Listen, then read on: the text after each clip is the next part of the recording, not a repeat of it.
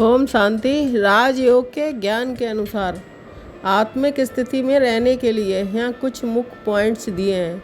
स्वयं को आत्मा जानना, ये सबसे पहला और मूल अभ्यास है। ये क्षण ये स्मृति रहे, हर क्षण ये स्मृति रहे कि मैं ये शरीर नहीं बल्कि एक ज्योति बिंदु अविनाशी आत्मा हूँ जो इस मस्तक के बीच में स्थित हूँ। मैं शांत पवित्र प्रेम स्वरूप आत्मा हूँ। इस सम्मान की स्मृति को दिन भर दोहराना है।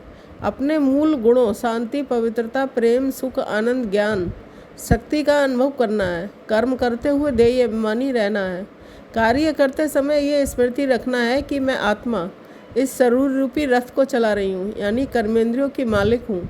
हर कार्य को साक्षी होकर करना, ना कि देह के नाम रूप में फंसकर।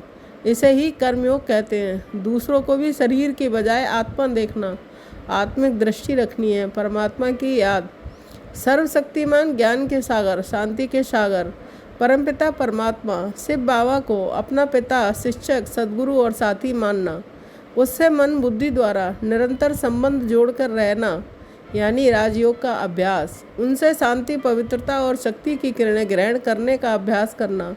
उनकी याद से आत्मा की बैटरी चार्ज होती है। व्यर्थ संकल्पों पर नियंत्रण, मन में उठने वाले व्यर्थ और नकारात्मक विचारों को तुरंत फुल स्टॉप लगाकर समाप्त करना। व्यर्थ के बजाय समर्थ नकारात्मक ज्ञान युक्त संकल्पों को धारण करना। पवित्रता और शुभ भावना, अपनी दृष्टि, वृत्ति, कृत्य, कर्म और संबंध संपर्क में पवित्रता बनाए रखना।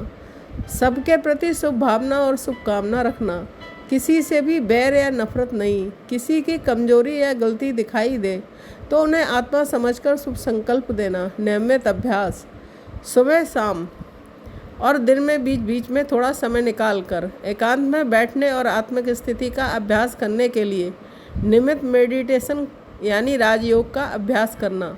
स्व स्थिति और स्व परिवर्तन, परिस्थितियों व अन्य आत्माओं के व्यवहार से प्रभावित ना होकर अपनी आत्मिक स्थिति में स्थिर रहना।